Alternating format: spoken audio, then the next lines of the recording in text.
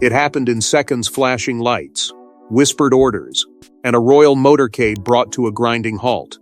But no one expected this. Camilla's personal chauffeur, a man trusted with the Queen's private movements, was suddenly handcuffed in full view of stunned officers. And what police discovered inside the vehicle would ignite a storm that the palace could not contain. Before we go deeper into what this really means for the royal family, make sure to subscribe so you don't miss a single update. What was meant to be a discreet, routine journey quickly transformed into a moment that would ripple through the highest corridors of power. The chauffeur had long been considered invisible in the best possible way: reliable, punctual, silent. For years, he had driven Camilla through private gates and secluded entrances, navigating routes that were never printed on public schedules. His presence was constant but unremarkable, a quiet guardian of her daily movements. That is precisely why the sight of him in handcuffs felt so jarring. Trust had been breached, and not at the edges but at the center. The search itself did not appear random. Officers did not hesitate. They moved with purpose, as though they knew exactly what they were looking for. This was not a state vehicle subject to regular security sweeps. It was her personal transport, a car associated with comfort, privacy, and informality. The distinction mattered, because if something was hidden inside, it suggested it had bypassed layers of official oversight. And when authorities began inspecting the interior, tension surged through royal security teams monitoring the situation in real time. Within minutes, palace protocols shifted into emergency mode. Calls were made. Meetings were scheduled. Communications staff prepared statements before full details were even confirmed. The palace's first response was brief, cautious, and carefully worded. It acknowledged an ongoing matter involving a member of staff, while stressing cooperation with authorities. But insiders knew that the language was deliberately restrained. It avoided one critical detail: why police had initiated the search in the first place. That question echoed louder than any flashing siren. Searches of vehicles tied to senior royals are not conducted lightly. There must be grounds, intelligence, suspicion, or evidence pointing toward something specific. And that reality unsettled those closest to Camilla more than the arrest itself. If investigators were acting on information, then someone had spoken. Someone had alerted authorities. The possibility of betrayal hovered heavily over the unfolding crisis. Inside the palace, the mood shifted from confusion to controlled alarm. Long-serving staff exchanged guarded glances. Legal advisors were summoned. Every previous journey taken in that vehicle suddenly seemed loaded with new, uncomfortable significance. Had something been transported before? Had signs been missed? The chauffeur's years of proximity now felt less reassuring and more ominous. Because trust, once unquestioned, now demanded scrutiny. And beneath the public narrative of a routine investigation, a darker implication began to take shape. This arrest did not look accidental. It looked targeted, deliberate, as though a quiet operation had been unfolding behind closed doors long before the motorcade ever slowed.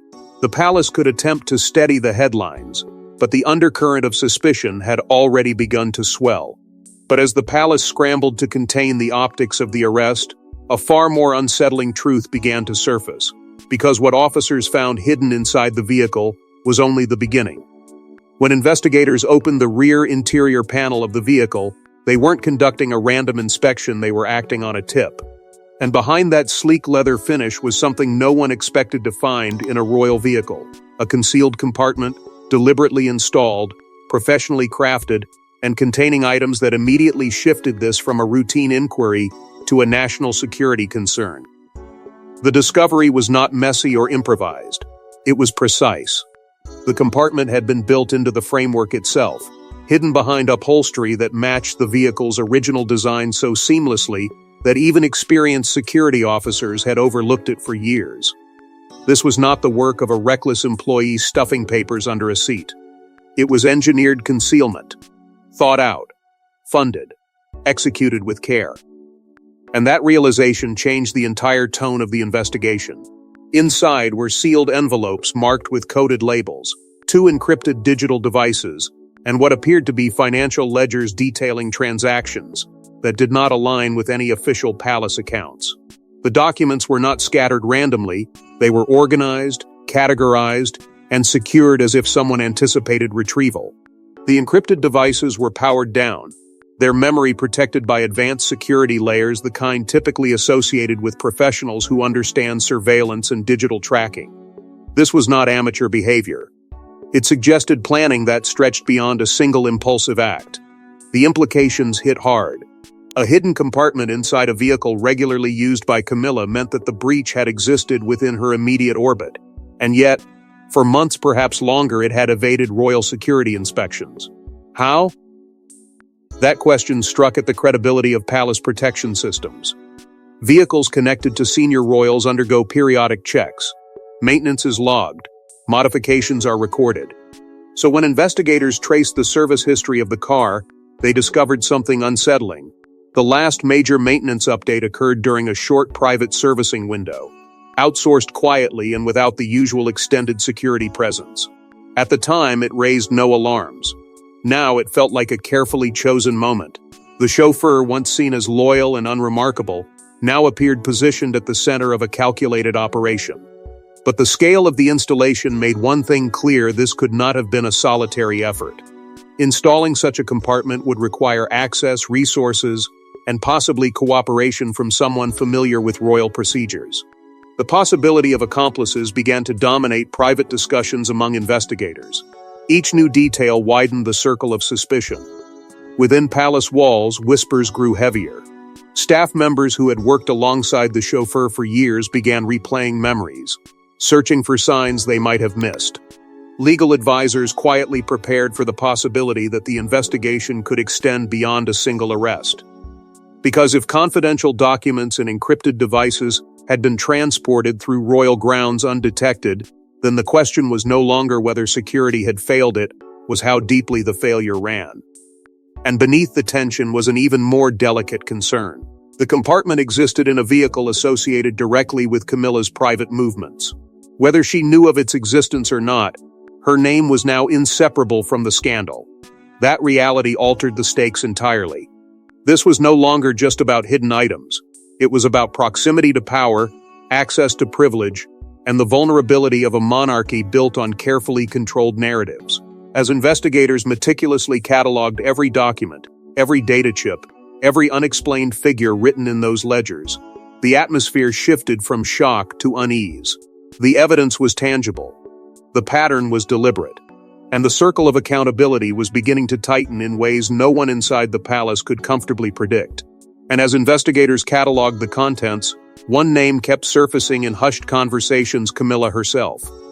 Inside the palace, the reaction was not loud, it was chillingly quiet. No public appearance. No immediate denial. Just closed doors and emergency meetings. Because if the hidden compartment truly existed in her personal vehicle, then the question wasn't just who installed it, it was who authorized it. The silence was not accidental. It was strategic. Within hours of the arrest and the revelation of the concealed compartment, Camilla's scheduled engagements were quietly removed from official calendars. No explanation beyond private matters. For a royal figure whose public presence is carefully curated and symbolically powerful, absence speaks louder than outrage. And this absence felt heavy. Intentional. Measured. Every canceled appearance fed speculation that the crisis had struck closer to home than anyone initially believed. Behind palace doors, senior advisors gathered in tightly controlled meetings. Legal counsel was summoned. Security briefings overlapped with communication strategy sessions. The objective was clear: contain the damage before it reshaped public trust. But containment required information, and information was precisely what remained incomplete. Advisors faced a brutal dilemma: defend her reputation aggressively and risk appearing obstructive, or cooperate fully and risk exposing vulnerabilities that could permanently scar the monarchy's image. The decision to avoid direct comment was deliberate. No emotional statement, no defiant press conference. Instead, carefully worded acknowledgments of ongoing investigations and full cooperation. To the public, it sounded composed. To insiders, it sounded cautious, almost defensive. Because every unanswered question widened the shadow forming around her name. The hidden compartment had not been discovered in a distant office or among obscure staff. It had been found in a vehicle directly associated with her private life. The proximity alone carried weight. Emotionally, the toll was impossible to ignore. Camilla had spent years reshaping her public image, navigating criticism and skepticism to establish a position of stability within the royal structure. That hard-earned credibility now felt fragile, not shattered but strained. The idea that a trusted employee might have used proximity to conduct secret operations struck at the heart of loyalty. And if she had been unaware, the betrayal cut deeply. If she had known even fragments, the implications were more devastating still. Rumors circulated that she felt blindsided, that someone within her inner circle had failed her. Loyalty in royal life is currency, and once suspicion enters that currency, it destabilizes everything. Staff members who had long operated with quiet confidence now found themselves second-guessing interactions, re-examining past decisions, wondering whether warning signs had been overlooked. The psychological pressure intensified not because of what was publicly confirmed, but because of what remained unspoken. The weight of suspicion drifting so close to the throne carried consequences far beyond personal embarrassment. Monarchies survive on perception, on the belief that authority is steady, disciplined, and controlled. A breach of this magnitude threatened that perception. Even if Camilla emerged untouched legally, the emotional bruise to her standing could linger, and those advising her knew that time was not necessarily an ally. Each day without clarity allowed narratives to harden. Yet while the palace worked to project calm restraint, investigators were not standing still. They were expanding outward, mapping connections, retracing patterns. Because this no longer appeared to be an isolated act by a single driver. The scale, the precision, the secrecy, it hinted at coordination. And as attention shifted beyond palace walls, the crisis evolved from personal scandal to something far more intricate. But while Camilla remained silent, investigators began tracing the chauffeur's recent movements, and what they uncovered pointed to a deeper network.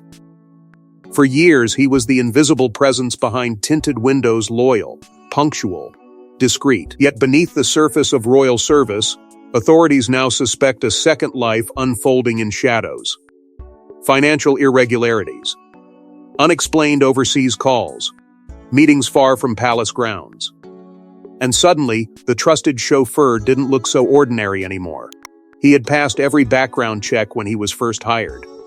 References verified, security clearance approved. Interviews described him as steady, disciplined, and almost painfully private. In the world of royal service, invisibility is an asset. He asked no questions. He offered no opinions. He drove. He waited. He blended into the background of power. And that is what made the emerging allegations so chilling. The man who had seemed so uncomplicated now appeared layered with secrets. As investigators combed through his financial history, patterns began to surface that did not align with his modest salary. Deposits had been made into offshore accounts not in dramatic attention-grabbing sums, but in steady increments. Enough to accumulate quietly. Enough to avoid immediate scrutiny. These were not lottery winnings or inheritance windfalls. They were structured payments. Consistent. Intentional. And they coincided with certain high-profile private engagements that had never been publicly disclosed. Then came the phone records. Calls placed to foreign numbers during late hours. Conversations that lasted minutes, sometimes seconds, but repeated over weeks. The locations from which those calls were made did not always match his known routes. Surveillance footage from private establishments far removed from palace grounds reportedly captured him meeting with individuals who did not appear on any royal staff registry. The images were grainy, but the implication was sharp. He had been maintaining connections outside the carefully monitored world of royal protocol. The question that began to dominate closed-door briefings was simple yet terrifying. Was he acting alone, or was he being directed? The possibility of blackmail surfaced almost immediately. Had someone exploited his access? Had financial pressure or personal leverage pushed him into something darker? Or had he willingly stepped into a role far more calculated than anyone imagined? The existence of the hidden compartment now felt less like a single bold move and more like one piece of a structured operation. Investigators considered whether sensitive information had been transported discreetly over months, perhaps even years. The vehicle's movements suddenly carried new weight. Every private destination, every unscheduled detour, every confidential conversation held within earshot during those drives. If encrypted devices were stored within that compartment, what had been recorded? What had been documented? And more importantly, where had that information gone? Within palace staff ranks, the emotional fallout was raw. Many had worked alongside him daily, shared brief greetings, trusted his presence implicitly. The realization that proximity can conceal duplicity struck deeply. Royal service is built on loyalty, not spectacle. And when loyalty fractures, it destabilizes the entire structure. Conversations among staff became guarded. Eyes lingered longer.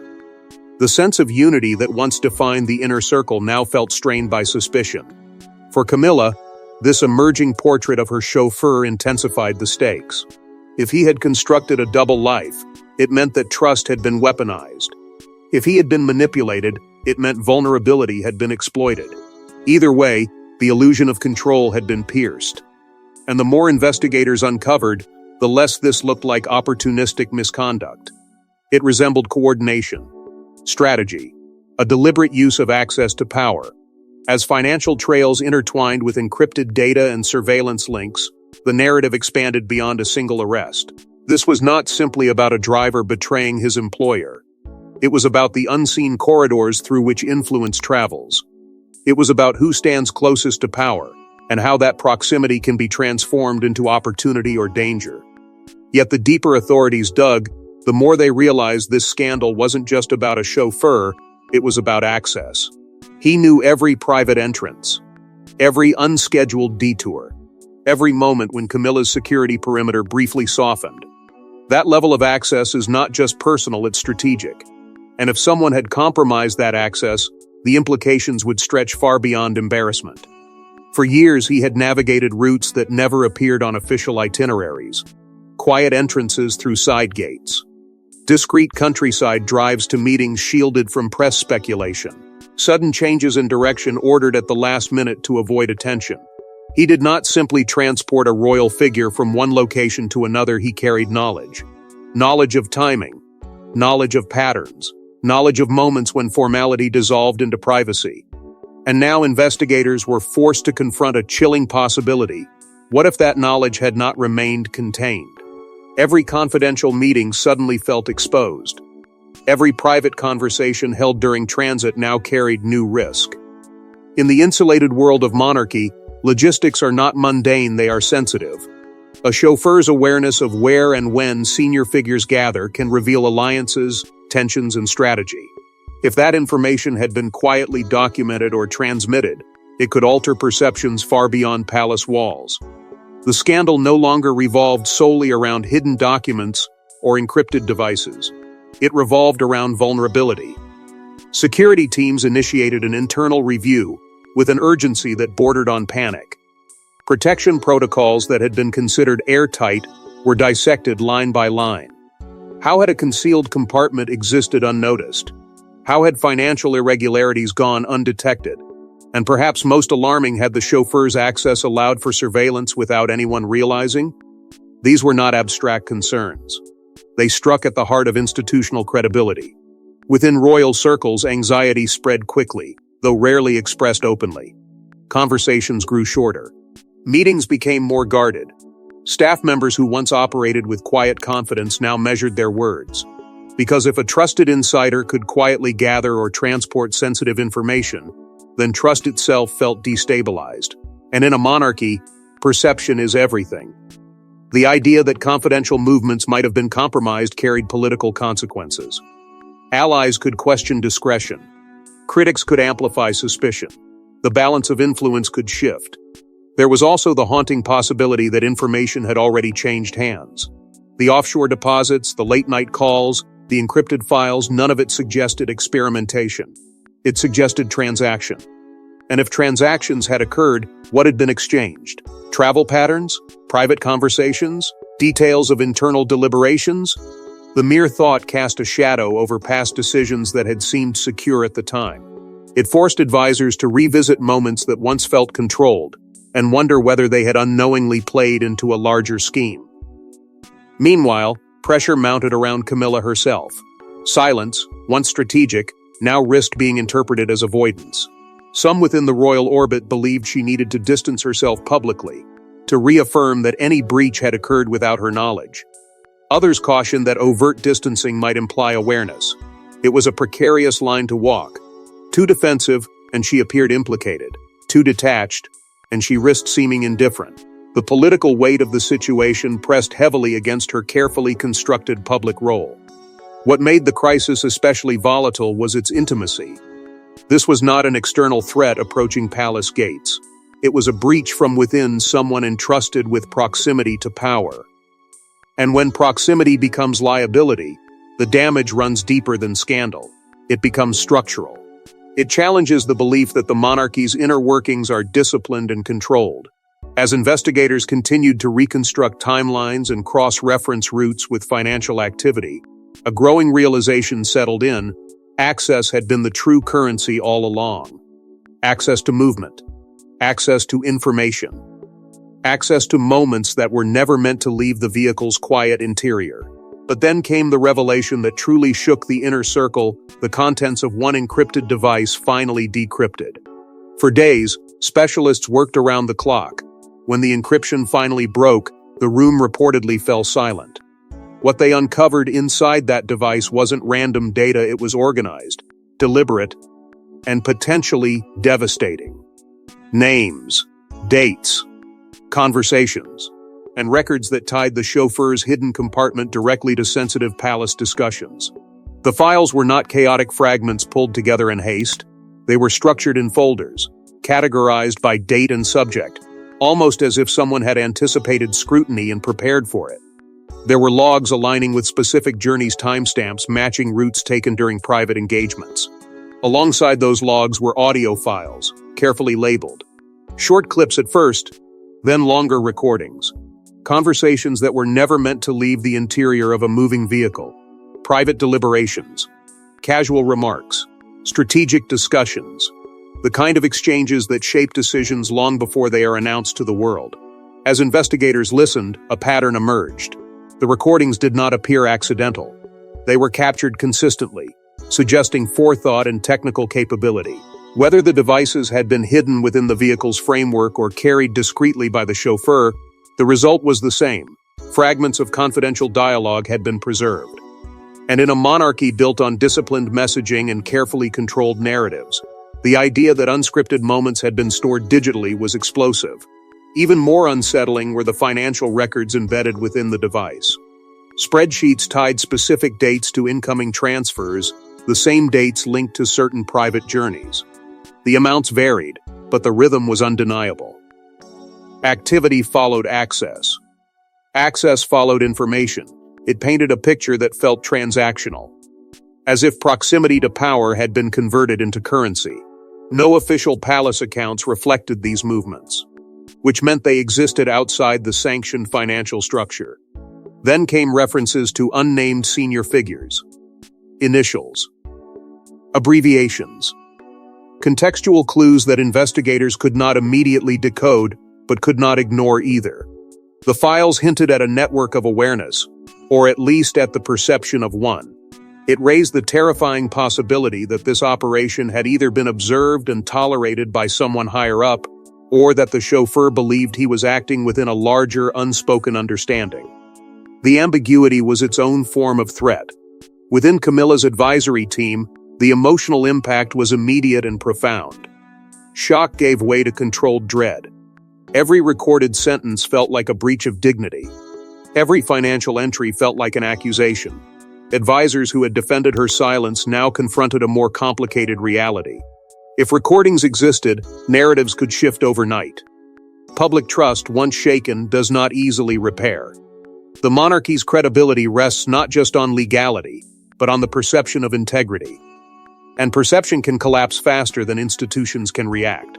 Yet amid the crisis, one unsettling thought surfaced repeatedly: what if this arrest had prevented something even larger? The organization of the files suggested that distribution might have been planned.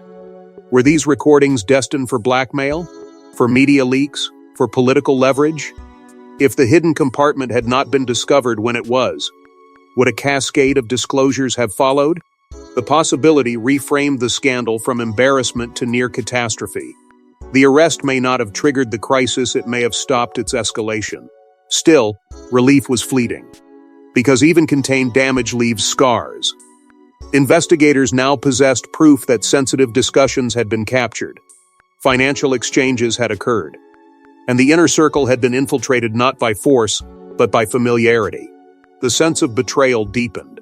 Trust had not simply been broken, it had been archived. As advisors weighed legal exposure against reputational fallout, tension inside palace walls intensified. Every revelation tightened the spotlight. Every unanswered question amplified suspicion. The narrative could no longer be controlled solely through silence. It demanded reckoning.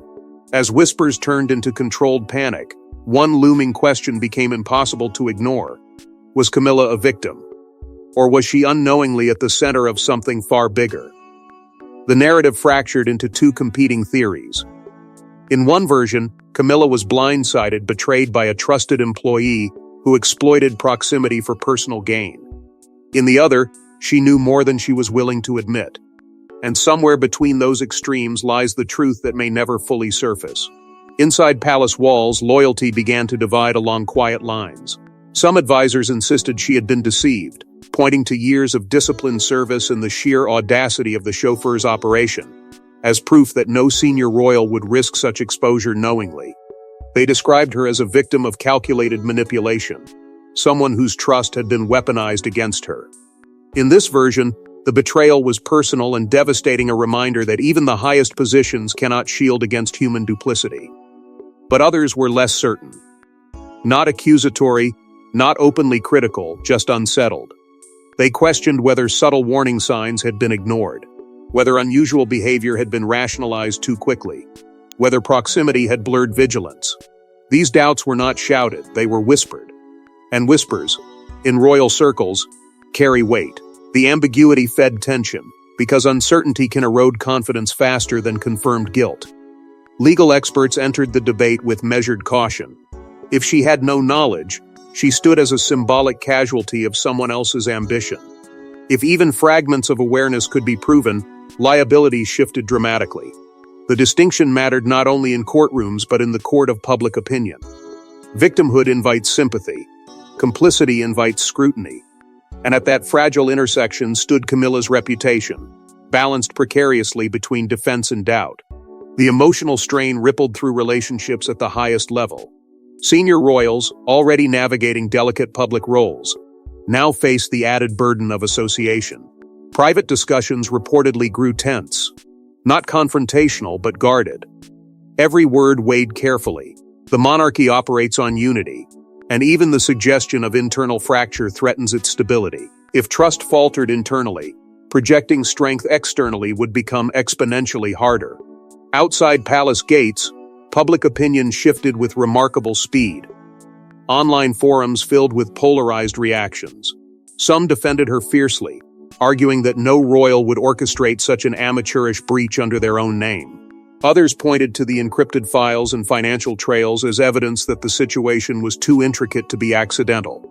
Media outlets amplified every theory, each headline sharpening the divide. Speculation multiplied daily, blurring the line between fact and narrative. Controlling the story became an urgent priority. Advisors understood that in crises like this, perception can harden before truth emerges. A single misstep, an ill-timed statement, an emotional outburst, an overly rehearsed denial could tilt the balance permanently.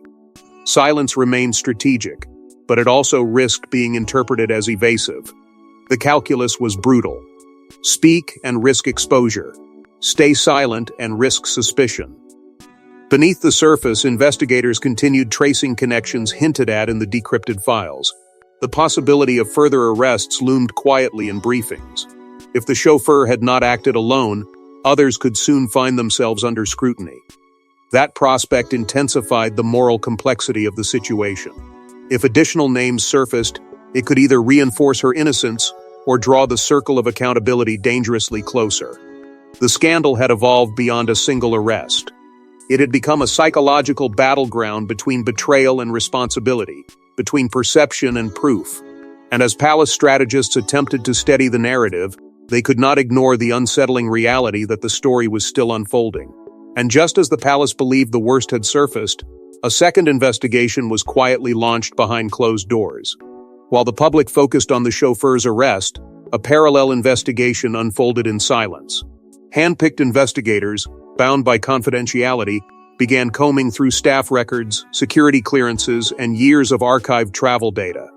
Because if one breach existed, it raised the terrifying possibility of more. This internal inquiry was not announced.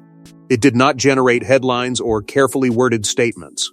It operated behind layers of discretion, led by figures whose loyalty to the institution outweighed any allegiance to individuals. Their mandate was simple but unsettling: determine whether the hidden compartment and encrypted files were symptoms of a single betrayal or evidence of systemic vulnerability. The first step was a meticulous re-examination of vetting procedures. Every stage of recruitment was scrutinized. Background checks once considered exhaustive were revisited with sharper skepticism. Were references verified thoroughly? Were financial disclosures cross-checked with independent oversight? Had complacency slipped into processes that once operated with relentless caution? The answers were uncomfortable. Some protocols had relied heavily on trust. Others assumed that long service equaled unwavering loyalty. That assumption now felt dangerously naive. Interviews followed. Long-serving staff members were called into quiet meetings, not as suspects but as potential witnesses to subtle shifts that might have gone unnoticed. Questions were framed gently, yet the atmosphere was unmistakably tense. Small inconsistencies in recollections suddenly carried weight. Casual remarks about unusual maintenance schedules or brief absences were revisited with new seriousness. Even those with decades of spotless service felt the chill of scrutiny. In a palace built on hierarchy and tradition, suspicion was foreign and deeply unsettling. Tension spread quietly through the corridors. Employees who once operated with steady confidence began guarding their conversations. Informal exchanges became measured. Smiles appeared more restrained. The realization that proximity to power could be weaponized had shaken more than security systems, it had shaken morale. No one wanted to be the next name whispered in speculation. No one wanted their loyalty questioned after years of silent dedication. As investigators compared archived travel data with financial timelines uncovered in the decrypted device, procedural gaps emerged. Some journeys had bypassed secondary verification steps due to scheduling pressures. Certain maintenance updates had been expedited without extended oversight because the requests came from trusted personnel. None of these actions appeared malicious in isolation, but together they formed a pattern of small vulnerabilities. Vulnerabilities that, in the wrong hands, could be exploited. The emotional atmosphere shifted from shock to something heavier: distrust. Not overt hostility, but a quiet recalibration of relationships. If one trusted employee had operated undetected for so long, how could anyone be entirely certain about anyone else? That question lingered in conversations that never reached official transcripts, and the longer the inquiry continued, the clearer it became that even if no additional wrongdoing surfaced, the psychological damage might endure. For Camilla, this parallel investigation carried its own burden. It was designed to protect the monarchy, yet its existence underscored how fragile confidence had become. Every new finding, even minor, reinforced the reality that the institution had been exposed. Reputations, once solidified through years of public duty, now seemed susceptible to doubt. And doubt, once seated, rarely disappears entirely. As the confidential team compiled its findings, a sobering understanding settled in. The scandal was no longer confined to one arrest or one device. It had forced the monarchy to confront its own blind spots. Whether those blind spots were the result of misplaced trust or structural complacency mattered less than the fact that they existed. And as the inquiry reached its most sensitive conclusions, the monarchy faced a defining crossroads. For Camilla, this was never just about a chauffeur. It was about credibility, legacy, and the fragile balance of trust that holds a monarchy together. Because once doubt seeps into the royal narrative, it rarely disappears, it lingers, reshaping perceptions long after headlines fade. The arrest may have begun as a singular event, but its consequences stretch far beyond a single individual in handcuffs. For Camilla, years of careful public positioning now stand under an unforgiving spotlight. She had navigated scrutiny before, endured criticism, and gradually carved out a steadier role within the institution. Yet this crisis feels different. It is not loud controversy fueled by opinion, it is quiet suspicion fed by evidence. And suspicion has a way of embedding itself into legacy. Her public image now balances on a thin line between resilience and fragility. Supporters argue that she has become collateral damage in a calculated betrayal. Critics question whether proximity alone can ever be entirely innocent. The truth may lie in complexities that never reach the public, but perception does not wait for nuance. It forms quickly, hardens rapidly, and lingers stubbornly. Even if investigations clear her name beyond legal doubt, the emotional residue may endure. Inside royal circles, relationships have been tested, not necessarily broken but strained. Trust, once assumed, now requires reaffirmation. Conversations that once flowed easily now carry a subtle weight. The monarchy operates as a unified front, and even minor fractures can create visible tremors. Senior figures must now navigate not only their individual responsibilities, but the shared burden of restoring collective confidence. The institution cannot afford visible division, yet private reassurances do not erase private doubts overnight.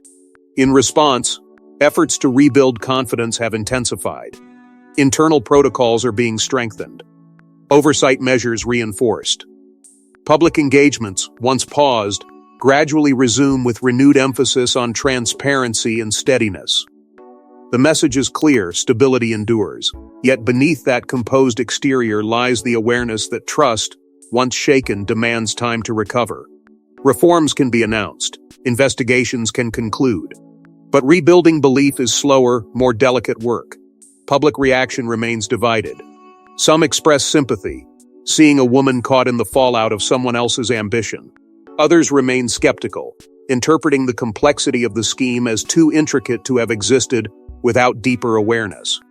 Social platforms amplify both sides, creating a polarized landscape where loyalty and suspicion collide. The monarchy, long accustomed to measured cycles of approval and criticism, now faces a more volatile digital environment where narratives evolve by the hour. And then there is the question of what has not yet surfaced. Investigations rarely reveal everything at once.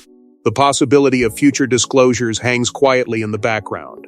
Additional names, additional connections, additional revelations that could either close the chapter definitively or reopen it with renewed intensity. This uncertainty sustains tension long after official statements are issued. At its core, this story is not only about hidden compartments or encrypted files. It is about the nature of loyalty within proximity to power. It is about how easily access can transform into vulnerability. It is about how institutions built on tradition must constantly guard against complacency. Camilla's experience underscores a stark reality. Influence attracts not only admiration, but risk. And the closer one stands to authority, the higher the stakes of betrayal. In the end, the monarchy must confront a deeper reckoning. Not just how this breach occurred, but what it reveals about the unseen dynamics within its inner circle. Legacy is not defined solely by triumphs. It is also shaped by crises endured. Whether this moment becomes a footnote of resilience or a defining scar depends on what unfolds next. Because in the world of royal secrets, what's hidden is rarely buried forever, and this arrest may have only scratched the surface of a truth still waiting to explode. Thanks for watching. Please don't forget to like and subscribe, and we will see you in next one.